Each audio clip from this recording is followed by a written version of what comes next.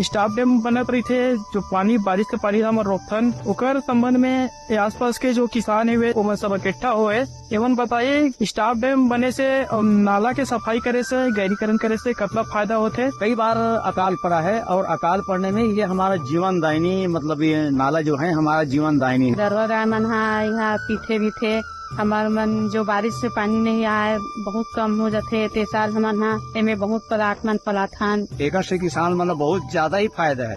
सही बात है, सत्य बात है। सरकार जो किसानों के हित में काम करे थे।